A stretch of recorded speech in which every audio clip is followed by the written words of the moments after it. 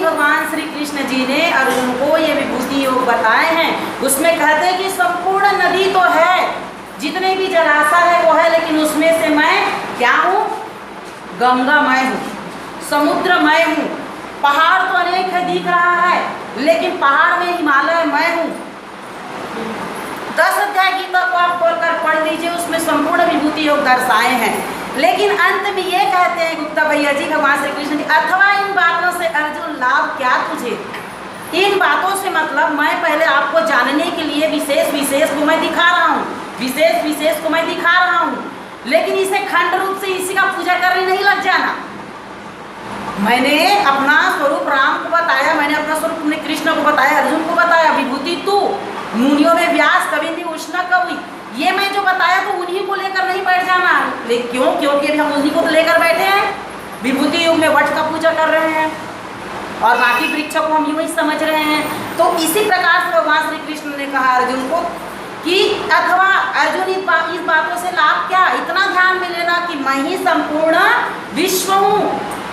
मैं ही की मतलब क्या? कि संपूर्ण विश्व ही विश्व रूप परमात्मा है। इसमें किसी एक को लेकर नहीं बैठ जाना, जैसे हम लेकर बैठे हैं आज, है ना? क्या लेकर बैठे? कोई सगुण उपासक बनकर बैठे, उसमें जो दिखता है दृश्य उसी का पूजा पाठ करते हैं। और जो निर्गुण उपासक है वो लोग कहते हैं कि वो बुद्धि से दिखता है, उसी को ध्यान लगाते हैं। तो ऐसा नहीं, क्योंकि परमात्मा एकांगी या परमात्मा हठवादी नहीं है। परमात्मा कैसा? सर्वांगी है। 7 अध्याय गीता देख लीजिए, सर्वांग योग देख लीजिए, क्या कहते हैं? दृश्य साकार वही है, निराकार भी वही, दोनों का धाम भी है, वो उसको सर्व है कहा। परमात्मा सर्वाकार है। परमात्मा केवल सगुण नहीं है ना, परमात्मा केवल निर्गुण नहीं है, परमात्मा निर्गुण सहित सर्वाकार है। वो जिसे हम निर्गुण कहते हैं, सगुण कहते हैं, वो परमात्मा का अंग और उपांग है। जैसे मैं अपना स्वरूप को देखने जाऊं तो मुझे पेट पीठ सब कुछ दिखेगा, उसी प्रकार परमात्मा का जो सगुण निर्गुण कहते हैं वो उनका अंग उपांग है, उसके सहित है, उसके रहित है, उसको छोड़कर नहीं कहना। तो ये तो 10 अध्याय तक तो बता ही दिए भगवान ने, अथवा इन बातों से अर्जुन लाभ क्या, है ना? तो उसी बात तो उसको निश्चय क्यों नहीं हुआ? देखिए, ये परमात्मा का शब्दों में ज्ञान बताना ये उनका अंतिम है, अंतिम 10 अध्याय गीता।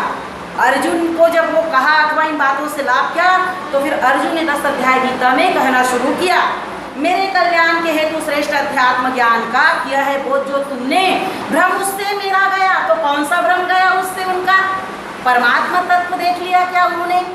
परमात्मा को जाना क्या? भ्रम उससे मेरा गया, मतलब सुनने का भ्रम चला गया। बस इतना ही आप सुना सकते हैं, और इतना कोई भी सुना सकते हैं, उसके आगे और सुना नहीं सकते। और मैं इतना ही सुन सकता हूँ। अब मुझे हुई है इच्छा देखने की, क्या हुई है? उसको देखने की इच्छा हुई है। तो वो कहते हैं मेरे कल्याण के हेतु श्रेष्ठ अध्यात्म ज्ञान का किया है वो जो तुमने, भ्रम उससे मेरा गया। उत्पत्ति नाश भूतों का मैंने विस्तार से सुना। कृष्ण आपके मुख से आप अनासी महिमा सुना, मैं वो अनासी महिमा को सुना हूँ आपके मुख से। उत्पत्ति स्थिति लय ये भूतों का कैसा होता है वो आपके सुना, मुख से सुना।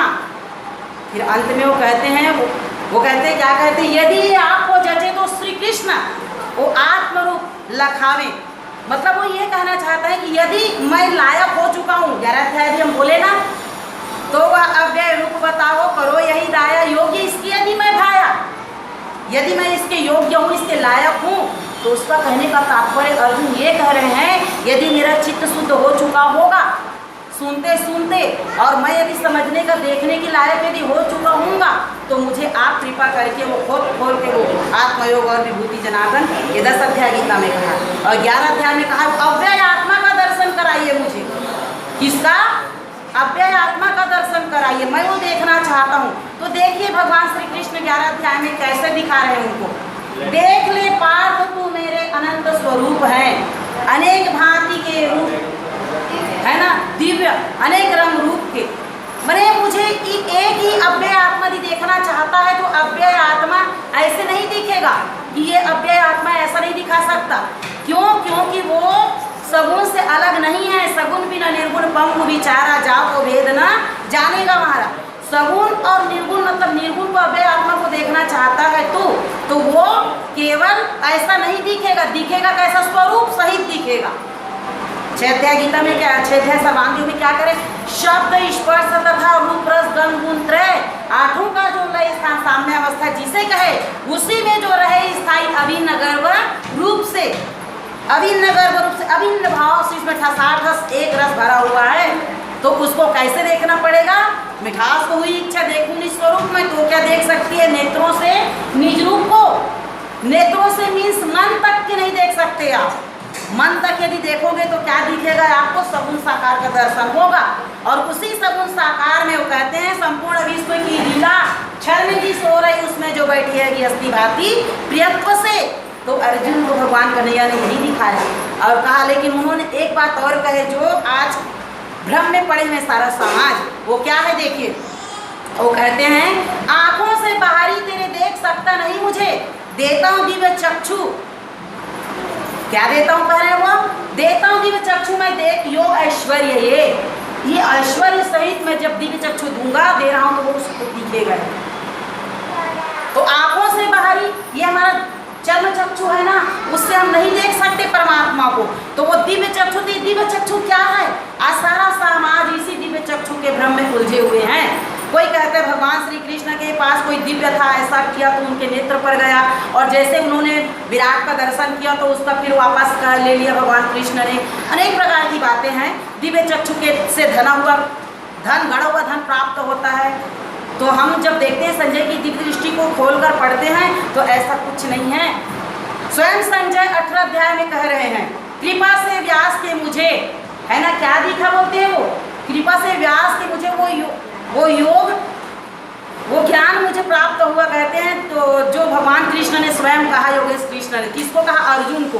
वो ये कह रहे हैं कि कृपा से व्यास के मुझे वो ज्ञान प्राप्त हुआ, और कहते हैं, और क्या कहते हैं, राजा को अति आनंद होता है, राजा आश्चर्य से मुझे विश्व रूप हरि का नाम लेने से अति आनंद होता है। राजा होता है शब्द लगा है, तो देखिए आप, जब संजय घर पर ही बैठा है तो उसको अति आनंद होता है शब्द, मतलब भूतपूर्वक शब्द क्यों लगा, उसने क्यों लगाया, मतलब जब वो गए थे वहां पर तो 10 दिन रहा, 10 दिन बाद में भीष्म पिताजी का पराभव हुआ तो आया, तो पराभव का हुआ, लड़ाई हुई, तब 10 दिन तक लड़ाई हुई।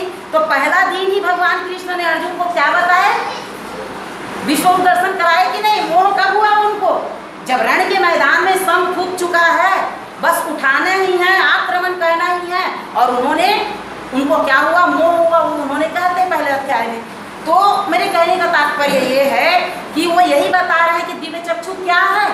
तो दिव्य चक्षु ये है योग युक्ति सर्वांग योग। सर्वांग योग ये स्थायी बीज है दिव्य चक्षु का, इसे जो पाठ में लेवे चित्त से निज कर्म में। तो आइए, हमें यही बात भगवान श्री नव बुद्ध अवतार मायानंद चैतन्य जी ने बता दिए, क्योंकि ये ज्ञान अनादि है, ये आदि नहीं है। ये क्या है, ये अनादि। हाँ, बताने वाला यहाँ बैठकर वो आदि लगता है हमको, यद्यपि वो भी अनादि है। वो कहते हैं मैंने यह स्थायी योग आदि में सूर्य से कहा, मनु ने सूर्य से पाया, इक्ष्वाकु मनु से गए, ऐसे परंपरा प्राप्त राजऋषियों को मिला, सो बहुत का जाने से पार्थ योग मीठा। यहाँ नष्ट नहीं हुआ है, नष्ट नहीं होता कोई भी चीज का, कोई भी वस्तु का नष्ट नहीं होता। मीठा का मतलब लुप्त सा हो जाना, लुप्त हो जाता है। जैसे आग देखिए, रात को हम आग जलाते हैं तो सुबह देखते हैं तो लुप्त सा जैसा दिखता है, जैसे कि रात चूल्हे पे रहता है ना, अंदर में वो कोयले का आग लुप्त सा रहता है। जब उसको फूंक लगाते हैं तो यही शंख निनाद करे, फटे अविद्या बादल, द्वैत न ढूंढ मिले, विश्व रूप प्रगटायो। तो भगवान मायानंद चैतन्य जी ने क्या किया, लेकर आश्रय धी का प्रभु तुम अवतारे, दिव्य दृष्टि का फूंका शंख निनाद करे। शंख निनाद तो ही किया, वो फूंका ही तो है वो आपको। तो आइए, यही मुझे सदगुरु के माध्यम से जो मिला है मैं आपके समक्ष रख रही हूँ। मैं बहुत बड़ी ज्ञानी नहीं हूँ, ध्यानी नहीं हूँ, मुझे जो मिला है प्रसाद वही मैं रख रही हूँ। मैं एक बालवाड़ी का ही, मैं भी बालक बालिका हूँ। तो आइए, हमारे पास परमात्मा को जानने के लिए 8 साधन हैं, जो अनेक प्रकार के वेद शास्त्रों में साधनों को कहा है। नरे पंचषष्टम तुम अनुच्यते, सप्तमी बुद्धि त्याहु, क्षेत्र के भूमि अष्टमा। मतलब ये हमको साधन धाम मोक्ष कर द्वारा है ना, पाए न जही परलोक समारा। तो यही तन कर फल विषय न भाई, स्वर्ग और स्वल्प अंत दुखदाई, नर्तन पाए विषय मन दे, पलट सुधाते सट विसले। हम आज तक के धर्म बोले में हम धन धन भारत बड़े अभाग मायानंद नहीं चीन्यो। मायानंद जी का ज्ञान हमको नहीं पता था तो हम क्या ले रहे थे, अमृत को त्याग कर ऊंची उसी को हम मतलब अमृत की जगह में विष को ले रहे थे। तो आइए, हमारी अहोभाग्य है, हम सबने यहाँ बैठे हुए हैं, हम सबको ये विश्वरूप परमात्मा का दर्शन हुआ है और हो रहा है, हम इस पास में बैठे हैं। तो आइए, परमात्मा को जानने के हमारे पास 8 साधन है, नाक कान त्वचा, आँख कान नाक त्वचा जिद, और क्या है, मन बुद्धि अहंकार। ये 8 साधन है हमारे पास, और 8 साधन से ही परमात्मा को जाना जाता है। यही साधन है परमात्मा को जानने का। मंदिर जाने का साधन अलग हो सकता है, लेकिन ये देह देवाला प्रोक्ता स केवला जीवा शिवा, इसमें जो है वो परमात्मा उसको जानने के लिए खुद के ही पास साधन है जो स्वयंभू है। तो सर्वांग योग से हम देखते हैं, तो सर्वप्रथम देखते हैं पहला अध्याय में भगवान कहते हैं कि श्री गुरु के पदों को है मेरा दंडोत प्रेम से, यही प्रेम रहे स्थायी कृपा दृष्टि वही मिले। कृपा दृष्टि क्या है, ये दिव्य चक्षु है, यही विश्व दर्शन जो हमको प्राप्त हुआ है। श्री गुरु के चरणों में यदि समर्पण भाव से हम गए तो, क्योंकि श्रोता वक्ता ज्ञान निधि कथा राम का एक गूढ़ सुनने वाला भी गूढ़ रहस्य को जानने वाला होता है, और जनाने वाला भी तत्वदर्शी होता है, और ये मुमुक्षु सात्विक श्रद्धावान होता है। तो आइए, ये कहा उन्होंने, और कहते हैं कि मैंने श्रुति स्मृति शास्त्र पुराण आदि है पढ़े, यथा ध्यान कर्मों को उनके करके लखा तो भी चंचलता मेरी मन की मिटती नहीं, समाधान नहीं स्थायी, वो कैसे मुझको मिले। मन की समाधान वही स्थायी नहीं है, सिर्फ भूख लगे और खाना खा लिया उसी वक्त की समाधान है, फिर बाद में भूख लगती है। वैसे नहीं, एक बार यदि समाधान हो जाए, अंत का सुख जो बुद्धि देखे ना इंद्रियां, यदि बुद्धि में स्थित हो गई मैं संपूर्ण विष्णु हूँ, तो फिर ये समाधान उसकी हो जाती है। तो आइए, इसी माध्यम से 2 अध्याय में कहते हैं कि वो पहला अध्याय क्या कहते हैं, कहे तो श्रुति वो क्या है तुम रहता कहाँ असी का, जिससे वो क्या ध्यान में बैठता नहीं। ये तत्वम असी कहाँ का है, ये वेदों में आया है। ये किसमें आया है, वेदों में आया है। ये वह तू ही है। किसी के अचानक कोई कह दिया जाए कि परमात्मा को देखना चाहता हूँ, परमात्मा तो तू ही है, कैसा लगेगा उसको, गुप्ता भैया जी अचानक शॉर्ट हो जाए, घड़ी मैं कैसे परमात्मा हो सकता हूँ, तो फिर दिखाइए, यदि मैं ऐसा हूँ तो देखना उसको कैसे, जो देखे वह कौन है। जानना चाहता हूँ ये यथार्थ मुझको कहे, कैसा जानना चाहता हूँ, यथार्थ ये जैसा है वैसा, न कि इसमें और कोई मैंने रोचक भयानक की आवरण नहीं चाहिए, क्योंकि मैंने सब करके देखे हैं यथा विधान कर्मों को, और मुझे उस तरफ न ले जाइए हे सद्गुरुदेव।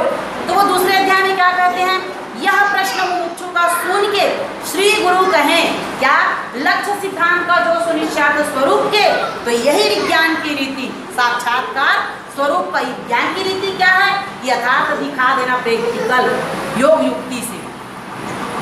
फिर वो क्या कहते हैं, साक्षात्कार स्वरूप का, अपने स्वरूप का साक्षात्कार विज्ञान की रीति से होता है। तो फिर वो रीति किस भाव में कैसे आपका ध्यान मैं करूं, तो मैं आपको कैसे जानूं, भगवान श्री कृष्ण से अर्जुन को ही कह रहे हैं, मैं कैसे जानूं आपको, नहीं जान रहे थे क्या है, तो वहाँ पर उनके 3.5 हाथ का शरीर भगवान कृष्ण का नहीं, तो आप जो बोले कि मैं ही संपूर्ण विश्व में हूँ ना, उसको मैं जानना चाहता हूँ। तो यहाँ पर वही कह रहे हैं कि बतासे अपने आगे रखना, भूलना नहीं, फिर भी सूक्ष्म दृष्टि से देखना, क्यों, बोध के लिए। बतासे अपने आगे रखना कि मतलब ये देखो मिस्री आगे, बतासे आगे, इसका मतलब है कि अधिष्ठान आगे रखना। यद्यपि हमारा अधिष्ठान, हमारा आधार तो विश्व है, लेकिन विश्व की तरफ हमारा ध्यान नहीं जाता भैया जी। जब भी हम देखते हैं तो किसी एक पिंड से देखना शुरू करते हैं, तो भगवान ने भी वही एक टुकड़ा यहाँ का उठाकर वो मिठास प्रियत्व को रखा यहाँ। तो वो कहते हैं कि फिर वे सूक्ष्म यानी कि विवेक बुद्धि से देखना, विवेक दृष्टि से देखना, बारीक दृष्टि से देखना, विचार दृष्टि से देखना। क्यों देखना, तो बोध के लिए। बोध के मतलब होता है जानना। क्या होता है, जानना। बोध के लिए तो ये में बोध होते ही मुक्ति है ब्रह्म जहाँ से। ये भगवान कहते हैं, 2 बातें मुझे ध्यान में आती इसमें, कि कहते हैं कि बतासे अपने आगे रखना, ये वार्निंग है हमारे लिए। ये क्या है, हमारे लिए वार्निंग है, ये रखना, क्योंकि यही पीछे चला गया और हम सब आगे आ गए, और ये पीछे हो गए। ये आगे रहे तो हम बराबर इससे पीछे रहेंगे, और ये हम दोनों पिंड ब्रह्मांड का एक ही लेखा, जस अंदर तस बाहर देखा वो हम देखेंगे। और दूसरी बात ये है कि भगवान माया ने चैतन्य जी 2 अध्याय में ही आपको ये गारंटी दे रहे हैं कि ये में बोध होते ही मुक्ति है ब्रह्म जाल से, हो जाएंगे आप। जिसे 18 अध्याय गीता में कहते हैं, मेरा ध्यान भक्ति करना पूजना नमना मुझे, अनन्य भक्त हो मेरा अनन्य भक्त हो जा, बोलते हैं वो। मुझ में मिलेगा सब प्रिय है प्रण तू मुझे, मुझ में मिलेगा वो सत्य प्राप्त आपको होगा। ये प्रण है जो 18 अध्याय में जो बोल रहे भगवान कृष्ण, वो 2 अध्याय सर्वांग योग में माया चैतन्य जी ने कि ये में बोध होते ही मुक्ति है ब्रह्मजाल से। तो आइए अब यहाँ तो हो गया अधिष्ठान, तो ये अधिष्ठान रखना ही सद्गुरु स्थापन है ये। और पहला अध्याय क्या है? मोक्ष इच्छा, जिसकी मोक्ष की इच्छा है वो मुमुक्षु वहाँ पर प्रश्न कर रहा है, इच्छा चाहने वाला। और यहाँ पर सद्गुरु अधिष्ठान रख कर स्थापन रखा। और अब कहते हैं कि देखिए स्वरूप वस्तु का देखो, देखा सो अक्षर जानना भरी है मध्य में इसके अक्षर ब्रह्म मिठास वो नाम शक्कर जो है वो पुरुषोत्तम भाव है। प्रेम का ये निज स्थान ध्यान के हेतु से कहा। यथार्थ बोध होने को निज मूल स्वरूप का तो वस्तु में त्रिपुटी देखी कल्पना से स्वभाव ने तो क्या दिखा? इंद्रियों से दिखता है क्षर, सो तत् है कहा। पहला अध्याय में क्या कहा है? कहे तत्, वो क्या है? तो इंद्रियों से दिखता है मतलब हमारे 5 ज्ञानेंद्रिय और मन तक दिखता है, वो क्या है? क्षर, सो तत् है कहा। वही उसी को तत् कहा उसने वेदों ने क्षर को। और क्षर किसका है? ये गीता में आया है क्षर, है ना। विश्व में पुरुष 2 है, क्षर अक्षर नाम से क्षर का सब भूतों को अक्षर कुटस्थ वो कहा। तो वही कह रहे हैं यहाँ पर स्वरूप वस्तु का देखो, देखा सो अक्षर जानना भरी है मध्य में इसके अक्षर ब्रह्म मिठास हो बहुत क्रोध भरी हुई है। तो प्रेम का ये निज स्थान ध्यान के हेतु से कहा। किसमें कहा? नाम शक्कर जो है वो पुरुषोत्तम भाव है। प्रेम किसमें? मुझे ध्यान नहीं होता, मैं किसमें ध्यान करूं? तो ध्यान के हेतु से ये कहा अक्षर अक्षर पुरुषोत्तम दोनों का लय स्थान जो पुरुषोत्तम नाम है ना, वो हमारा प्रेम का स्थान है। ये हमारा प्रेम का स्थान है, ये विश्व। तो फिर वो कहते हैं इंद्रियों से दिखता है अक्षर सो तत् है कहा। तुम से अक्षर को जाना, असी निश्चय नाम है, असी निश्चय नाम है। क्षर में अंग है 8, अक्षर एक रूप है, जहाँ है भावना दोनों लय का स्थान वस्तु सो परमात्मा सो पुरुषोत्तम सो। अब ये तो हो गया 3 अध्याय तक के हम लोगों की जो मतलब जो ज़्यादा ही तीव्र इच्छा मुमुक्षुवान है, जिसको विश्व रूप होने की इच्छा है, नव बुद्ध अवतार भगवान शिवानंद चैतन्य जी, तो उनको ये यहाँ तक के तीव्र जिज्ञासु है, उनको ये प्राप्त हो गया। लेकिन हम जैसे लोगों की जानने की समझने की धीरे धीरे हमारी इच्छा हो रही है, हम कम समझते हैं। उसके लिए भगवान नव बुद्ध अवतार महाराज चैतन्य जी ने किसी को नहीं छोड़ा, किसी के लिए कम ज़्यादा नहीं किया। जिसको एकदम ही समझना है वो भी एकदम से आराम से समझ सकते हैं। उसके लिए कहते हैं देखिए पहला साधन हमारे पास क्या है? आँख। तो इसी को 4 अध्याय सर्वांग योग में क्या कह रहे हैं? आदि में क्षर का भाव देखना, आदि में यानी शुरू में क्षर का भाव देखना। पहले अर्जुन को भगवान कृष्ण ने क्या दिखाया? देख ले पार्थ तू मेरे अनंत स्वरूप है, तो क्षर मतलब स्वरूप। तो अगर आदि में क्षर का भाव देखना निज बुद्धि से दिखेंगे इसमें भाव 8 भिन्न प्रकार के, ये रूपांतर पाते हैं चक्राकार सदैव ही। अब यहाँ शुरू करते हैं। तो देखिए पहला साधन अपने पास आँख है, अपनी आँखों से देखो दिखता है पदार्थ है। ऐसे ही विश्व में सारे रूप का दिखना भरा, अपनी आँखों से देखो। भगवान ये कहते हैं अपनी आँखों से देखो का मतलब होता है कि अपनी आँख से देखकर अपनी को ही निश्चय होगा। भैया जी आज तक कोई कह रहे थे यदिदं सकलम विश्वम नाना रूपम प्रतितम अज्ञानात् तत्सर्व ब्रह्म ही प्रत्यस्ता शेष भावना दोषम। तो ये कहने पर हमको निश्चय हो गया क्या? सुनकर निश्चय हुआ क्या? तो भगवान नारायण चैतन्य जी कहते हैं सुनकर निश्चय नहीं होता, सुनकर सिर्फ माने हमारी चित्त शुद्धि होती है। तो आइए ये देख कर हमारा निश्चय होगा। तो कहते हैं अपनी आंखों से देखो तो हमको रूप दिखा। तो परमात्मा का भी अंग है, यदिष्टा दशांगुलम है कि नहीं परमात्मा भी? तो उसके प्रकृति की क्या अंग है? तो पृथ्वी जल अग्नि वायु आकाश मंदी अहंकार, यही मेरे प्रकृति के अष्टांग है। उसमें से प्रथम पंचमहाभूत अंग जो है अग्नि तत्व, वो हमारे पास क्रियाशील ज्ञानेंद्रिय बनकर यहाँ बैठा है और वो देख रहा है। तो क्या दिखा? तो दिखा ये दिख रहा है पदार्थ है, उसको भगवान नारायण चैतन्य जी ने क्या भाव दिया? उसका नाम क्या दिया? रूप दिया। क्या दिया? रूप दिया। दूसरा है इसे हाथ लगा देख कर देखो, आता है स्पर्श ध्यान में, यह स्पर्श भाव सर्वत्र इसमें भरा हुआ। तो दूसरा साधन हमारे पास क्या है? त्वचा। तो इसे हम जब हाथ लगा कर देखते हैं, हाथ लगा कर देखते हैं, हाथ लगा कर देखते हैं, तो स्पर्श की अनुभूति होती है हमें। तो ये क्या है? पंचमहाभूत अंग। दूसरा क्या है? वायु। और वायु हमारे पास त्वचा बनकर हम सबके पास, और ये स्पर्श जब करते हैं तो उसी का गुण जो है क्या है? स्पर्श, वो हमको अनुभूति हुई। तीसरा साधन है इसमें शब्द है स्थायी, बजा के कान से सुनो, है ना। हम जब बजा के कान से सुने तो फिर क्या है? शब्द का अनुभूति आए। तो फिर तीसरा उसका पंचमहाभूत अंग क्या है? आकाश। तो आकाश ही हमारे पास कान बनकर बैठा है और हम इसे बजा कर देखते हैं तो यहाँ शब्द है, यहाँ शब्द है, यहाँ शब्द है, सर्वत्र शब्द है। यद यद पिंडे जो गुण इसमें वो गुण इसमें है। तो जब हम बजा कर देखें तो शब्द का अनुभव हुआ, तो शब्द का अनुभव हमारे कान के माध्यम से क्रियाशील ज्ञानेंद्रिय बनकर आकाश ही है, उसके माध्यम से हमको अनुभूति हुई। चौथा हमारे पास जीभ से ये लगा देखो, वस्तु में कुछ स्वाद है, ऐसे ही विश्व में भी है रस भाव भरा हुआ। तो जब हम अपने चौथा साधन हमारे पास जो जिभ्या प्राप्त हुई है जल तत्व की, हम उससे हम जब चख कर देखें तो जल तत्व की ही जो गुण है रस, उसकी हमको अनुभूति हुई। चौथा है नाक से सूंघ के देखो गंध है इसमें भरा, इसी रीति लगो सारे दृश्य में गंध भी रमा। जब हम पांचवा हम नाक से सूंघ कर देखें, हमारे पास पांचवा साधन क्या है, क्रियाशील ज्ञानेंद्रिय नाक। तो ये नाक किसकी है, पृथ्वी तत्व से। तो पृथ्वी तत्व का गंध उसका गुण है, तो वही उसका गुण है जिसको ये नाक ने क्या किया, अनुभूति किया। देखिए जो जिसका ज्ञानेंद्रिय है और जिसका गुण है उसी को उन्होंने ग्रहण किया। जैसे कि मेरा कान है तो कान ने शब्दों को नहीं सुना, और कान है वो शब्द, आँख है वो शब्दों को नहीं सुना, और कान है वो रूप को नहीं देखा, क्योंकि जिसका है उसी को दिखा। तो आइए यहाँ तक हमको 5 ज्ञानेंद्रिय से एक ही में 5 शब्द स्पर्श रूप रस, ये 5 हमको अनुभूति हुई, लेकिन ये एक ही 5 है। इसमें 5 अलग अलग करके प्लेट में देखो तो ये अलग नहीं होगा, क्योंकि शब्द स्पर्श रूप रस सब एक ही में है।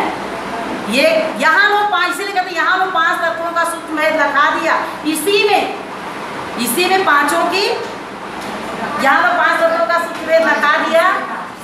इसमें 5 का ब्यौरा पंचीकरण आ चुका, इसमें पंचीकरण आ चुका कि मतलब और आगे है हमारे पास जो पंचीकरण जो है दिया है भगवान ने वो है, लेकिन इसमें ये रचनात्मक है। ये वस्तु क्या है, ये पंच रचनात्मक है, ये जिससे हम कहते हैं शब्द स्पर्श रूप है ना।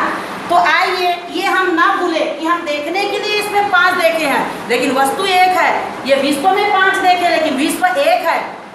विश्व में ही शब्द स्पर्श रूप रस देखे, क्योंकि हमारे पास 5 ज्ञानेंद्रिय हैं। छठवां मन है हमारे पास साधन है मन, छठवां। तो छठवां मन सूक्ष्म है, यद्यपि देह से तो इंद्रिय सूक्ष्म है, लेकिन इंद्रिय से भी मन सूक्ष्म है। तो अब मन से हमें देखें तो क्या देखेंगे, तो 5वां अध्याय में भगवान श्री मान चैतन्य जी ने कहते हैं, उससे पहले 4 अध्याय में कहते हैं, बोलते हैं कि 5 ज्ञानेंद्रियों से वे दिखने के नहीं कभी। ये जो गुण है ना, गुण है इनके आगे वे तीनों सूक्ष्म रूप है। ये 3 गुण जो सूक्ष्म है सत रज तम, वो 5 ज्ञानेंद्रिय से नहीं दिखने के, तो मन से देखा जाएगा। इसको कैसे देखे, कहाँ से देखा जाएगा, जानेगा मन वे तीनों और उनके स्वधर्म को मन जानेगा, ये तीनों गुण को। तो देखिए कैसे जाना, घी के साथ मिला देखो वस्तु में गुण सत्व है, संपूर्ण विश्व में भी है ऐसे ही ये भरा हुआ। जब हम इसको घी के साथ मिलाकर देखें तो वस्तु में गुण सत्व है। फेंट कर खाए, इसको बारीक करके चूरा करके ले पदार्थ बनाकर ग्रहण किए, तो ग्रहण किए तो हमको बहुत अच्छा लगा। फिर उसके बाद परिणाम भी बहुत अच्छा लगा। कैसा अच्छा लगा, हष्ट पुष्ट लगा। ये देखो उष्ण भी है और इसमें शीतल भी है, दोनों मिलकर हमारे शरीर को शीतलता प्रदान करते हैं। तो इसीलिए इसे वेद शास्त्रों में सतोगुण कहा। और इसी को जल के साथ पीने से दूसरी क्रिया है मन की। प्रथम क्रिया क्या है, घी के साथ, और दूसरी क्रिया क्या है, जल के साथ पीने से वस्तु में गुण है जो एक क्रिया कर रहे हैं इसको हम। तो जल के साथ पीने से वस्तु में गुण है जो यह प्रत्यक्ष दिखेगा वैसे स्थित विश्व में। जब इसको हम जल के साथ पिए तो हमको अच्छा और बुरा यानी मिलवा भाव हमको अनुभूति हुई मिलवा भाव का। कैसे पिए तो अच्छा लगा, लेकिन वो बहुत सारे लोग बोलते हैं 2 गिलास पिए 3 गिलास पिए करके, लेकिन जिस वस्तु का यदि परिणाम निकलना होता है वो एक ही गिलास में निकल जाता है, क्योंकि मिलवा है ना वो। तो हम ये शरबत बनाकर पिए तो जरूर इसमें वो द्वैत है, 2 भाव। अच्छा लगा पीते समय, परिणाम में सर्दी खांसी हुई है ना, नाक छींक हुई, तो ये है मिलवा। तो इसे वेद शास्त्रों ने इसे रजोगुण का, हम लोग मिलवा कर देते हैं, अच्छा लगा लेकिन थोड़ा बुरा लगा ऐसा करके। तो आइए तीसरी क्रिया करके देखते हैं इसी को। तो अकेली वस्तु खाने से दिखेगा तम है भरा, इसी रीति रहे तीनों गुण संपूर्ण विश्व में। इसको हम अकेली वस्तु खाकर देखे, चबा कर देखे तो वस्तु ही ठोस पदार्थ है। चबा कर हमने देखे तो पहले सवाल ये जबड़ा छीला, किसी का तो दांत भी नहीं है तो उसकी तो और बुरी हालत हो सकती है। तो उसके बाद जब ये अंदर गया, कैसे भी करके लिया भी, तो अंदर गया भी, तो जाने के बाद उष्णता, डाह यानी पित्त को निर्माण किया। किसको निर्माण किया, पित्त को। तो इसे तमोगुण कहा। तो देखिए सत रज तम जो मन से देखे तो मन से हमने देखे, तो सतोगुण जो देखे, सबसे हमारे पास क्या बना? कप वात पित्त बने, वेग से कूदने लगे, इसी से स्थूलता स्वरूप बोध के लिए। तो यही तीनों गुण हैं हमारे पास। कप, वात और पित्त बना। पित्त जो तमोगुण है, वात हम जो कहते हैं वो रजोगुण है, और कप कहते हैं वो सतोगुण। आइए, ये हमने ये 8 भाव देखे। कितने भाव देखे? इसी को साम्यावस्था गुणों की सांख्य ने कही। इसी को गुणों की सांख्या, गुणों की समाज हुई अवस्था सांख्य शास्त्र में कही है। ये 5 और 3 8, इसी को हम क्षर कहते हैं, इसी को सगुण कहते हैं, इसी को साकार कहते हैं, क्योंकि ये परिवर्तन है ना। ये देखिए, परिवर्तन होते हुए ये एक जैसा नहीं रहता, इसलिए हम इसको क्या कहते हैं? तो आइए, इसके बाद में ये यहाँ पर आता है थोड़ा सा जड़ और चेतन की बातें। कहते हैं कि जड़ चेतन की ग्रंथि छूटने का सुमार गए, यानी जड़ और चेतन जो कहते हैं वो तो सगुण और निर्गुण है, लेकिन यहाँ पर जड़ और चेतन हमारे मन में आया। कहते हैं ये वस्तु क्या है? ये जड़ है, और मैं क्या हूँ? मैं चेतन हूँ, मैं हिलने डुलने वाला, बोलने चालने वाला हूँ।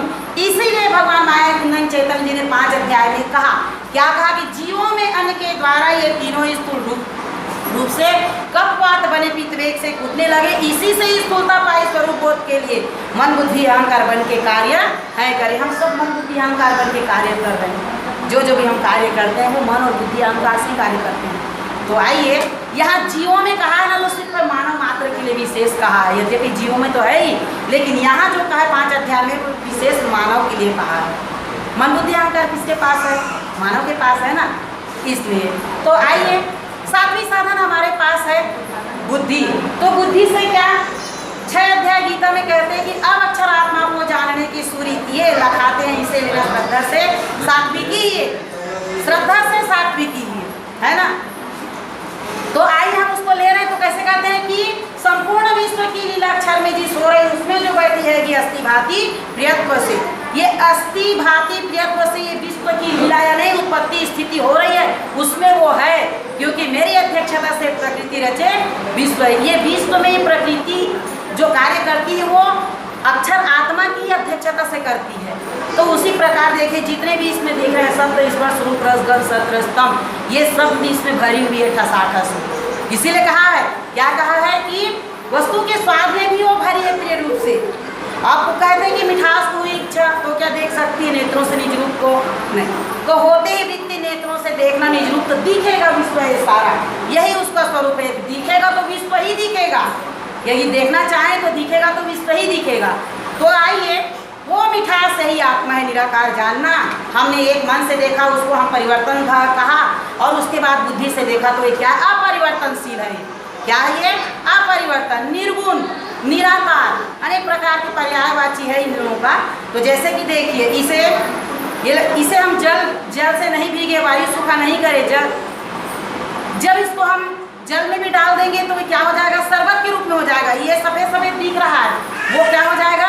परिवर्तन हो जाएगा। लेकिन वो मिठास जीव का देह है, वो अविनाशी भाई जानो व्याप्त तो सब विश्व में, वो अविनाशी आत्मा है। तो आइए, अग्नि से भी जला देंगे तो ये स्वरूप जल जाएगा, लेकिन मीठा नहीं जलने वाला है। वायु में इसे उड़ा भी देंगे फूंक कर तो उड़ जाएगा, लेकिन वो मिठास जीव का देह रहेगा। शस्त्र इसे नहीं काट सके। तो कैसा है कहते हैं? तो भगवान कृष्ण कहते हैं ये अछेद्यदायी है, भीगता सूखता नहीं, नित्य है सर्व में स्थायी, सनातन, हिले नहीं। इस प्रकार से आत्मा, हम आत्मा हिलता है कहते हैं भैया, डुलता है, हिलता है, इधर जाता है, उधर जाता है, चलता है, कहते हैं नहीं, आत्मा जीव का देव अविनाशी है। तो यहाँ पर 2 भाव फिर से मानव समाज में आता है कि मन से देखा वो अक्षर है, बुद्धि से देखा वो अक्षर है। तो ये क्षर और अक्षर, इसीलिए तो भगवान कृष्ण से प्रश्न किया अर्जुन ने। क्या प्रश्न किया 12 अध्याय में? कहे अर्जुन मधुसूदन से, अनन्य निर्गुण सगुण भक्त मैं मानूं बड़ा किसे? मैं सगुण भक्त को बड़ा मानूं कि निर्गुण भक्त को बड़ा मानूं कि अनन्य भक्त को बड़ा मानूं? है ना। तो वो भगवान कहते हैं कि रख के मन मेरे में, सेवा मेरी सदैव जो करता है दृढ़ श्रद्धा से, सो मेरे मत से बड़ा। मेरे मत से बड़ा के मतलब जो अनन्य भक्त है, जो अनन्य भाव से जो पूछता है वो मुझे प्रिय है। तो कैसे होगा अनन्य? तो देखिए 7 अध्याय गीता में सर्वांगयोग में कहते हैं, नाम है उसके आगे जान की बुद्धि ही, जहाँ लय को प्राप्त होती वही सदरूप जानना। उसके आगे नहीं, किसके आगे? क्षर और अक्षर के आगे नाम, लय है इसी में। देखो क्षर भी इसी में है, अक्षर भी इसी में है। दृश्य साकार वही है निराकार भी वही, दोनों का धाम भी है, उसको सर्व है कहा। एक ही वस्तु नहीं जानो कल्पित होती है, तो उसको सर्वनाम परमात्मा नाम दे दिए इसमें। भैया ये सगुण अलग नहीं है, निर्गुण अलग नहीं है। आप अलग करने जाओगे तो बोलते हैं कि विश्व स्थिति कबू न दिख पड़े, देखा न जावे जो सो है तो भटकत आप, फिर आप अलग करते करते आप ही इधर सुधर हो जाएंगे, लेकिन अलग नहीं हो सकता।